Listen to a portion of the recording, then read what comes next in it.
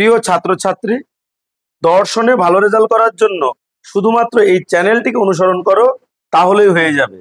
40-এ 40 পেতে অবশ্যই চ্যানেলটিকে সাবস্ক্রাইব করে বেল আইকনে ক্লিক করে অল করে রাখবে। এর আগের ক্লাসটিতে আমি তোমাদের ব্রহ্ম সম্পর্কে আলোচনা করেছিলাম, অর্থাৎ বেদান্ত দর্শনে যে তোমাদের দুটি টপিক রয়েছে, একটি হচ্ছে ব্রহ্ম এবং অপরটি রয়েছে মায়া। সেই দুটি টপিকের মধ্যে তোমাদের ব্রহ্ম টপিকটি খুব সুন্দর করে বুঝিয়ে দেওয়া আছে, সেটা তোমরা দেখে নেবে। আজকের এই ভিডিওটি তোমরা ভালো করে দেখো, বা আজকের এই ক্লাসটি মনোযোগ সহকারে দেখো, আশা করি তোমাদের এইখানে মুখস্থ হয়ে যাবে। যাই হোক, আজকের টপিক হচ্ছে মায়া। আজকের টপিক কি? মায়া।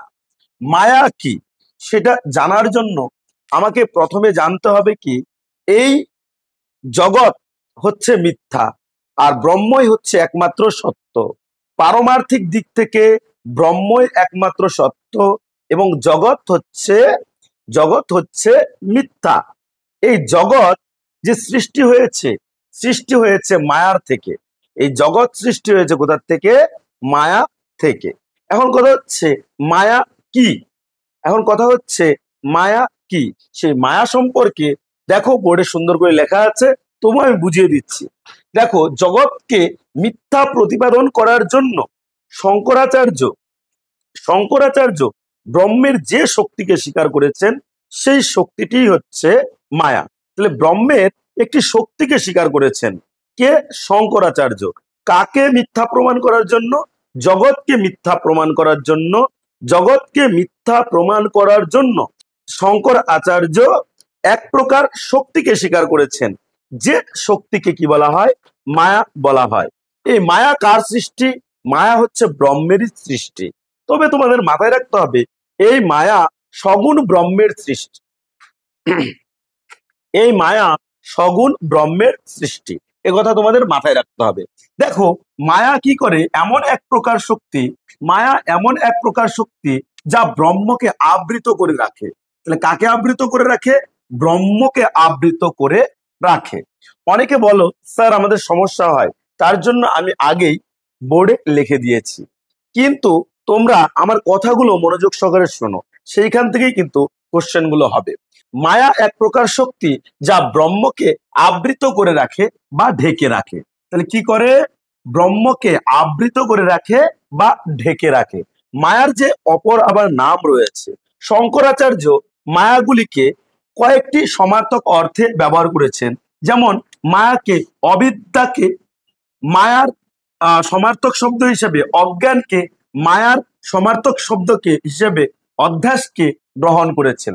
আবার শঙ্করাচার্য মায়ার অপর নাম হিসেবে অবিদ্যাকে বুঝিয়েছেন, অজ্ঞানকে বুঝিয়েছেন, অধ্যাসকে বুঝিয়েছেন।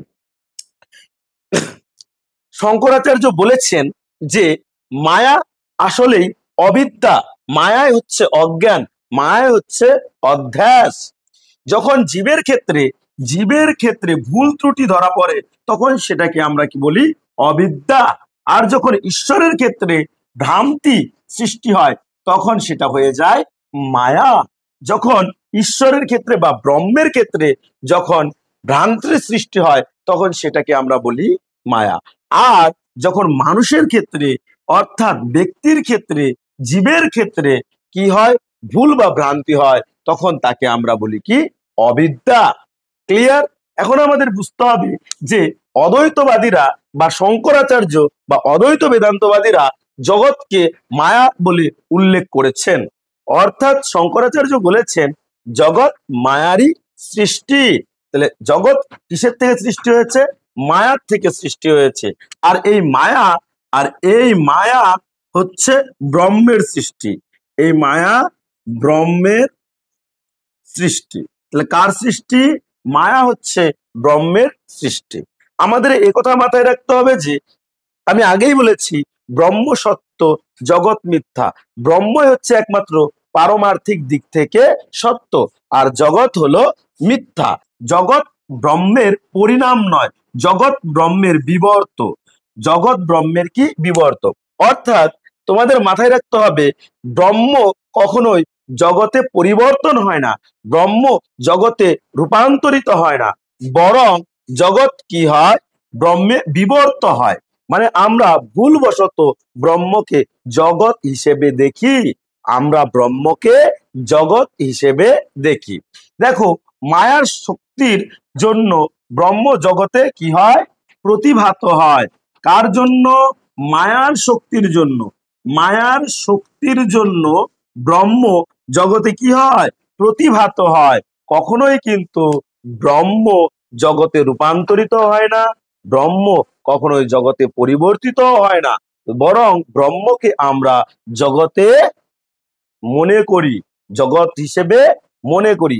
আসলে ব্রহ্ম ব্রহ্ম ভুলবশত আমাদের জগতে মনে হয়, আর সেটা করে কে? মায়া।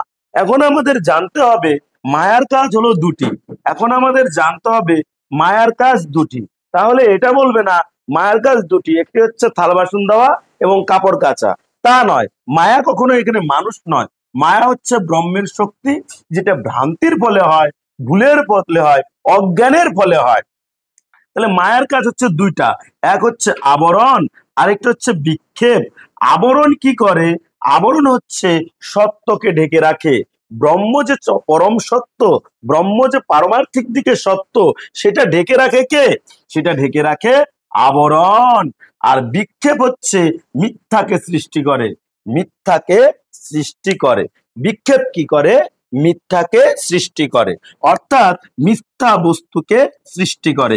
এখানে মিথ্যা বলতে জগৎকে বোঝানো হয়েছে। এখানে মিথ্যা বলতে জগৎকে বোঝানো হয়েছে। এখানে মিথ্যা বলতে জগৎকে বোঝানো হয়েছে। শঙ্করাচার্য বলেছেন জগৎ, শঙ্করাচার্য বলেছেন জগৎ সত্য নয়, আবার অসৎ নয়। জগৎ সৎ নয়, আবার আবার অসৎ নয়, অসৎ ও নয়। তাহলে কি বলেছে? ব্রহ্ম সৎ নয়, আবার অসৎ নয়। আর শঙ্করাচার্য এটা বোঝাতে চেয়েছেন যে যা সৎ নয় এবং অসৎ নয়, তাই একমাত্র মিথ্যা হয়। তার মানে জগতের সঙ্গে মায়ার একটা বড় রিলেশন রয়েছে, এবং জগতের সঙ্গে ব্রহ্মেরও একটি রিলেশন রয়েছে। বলো, ক্লাসটি কেমন লাগলো? যদি ক্লাসটি ভালো লাগে তাহলে অবশ্যই কমেন্ট বক্সে কমেন্ট করে জানাবে। যদি অসুবিধা থাকে তাহলেও কিন্তু কমেন্ট বক্সে কমেন্ট করে জানাবে। অসংখ্য ধন্যবাদ এবং পরবর্তী ভিডিওর জন্য ওয়েলকাম।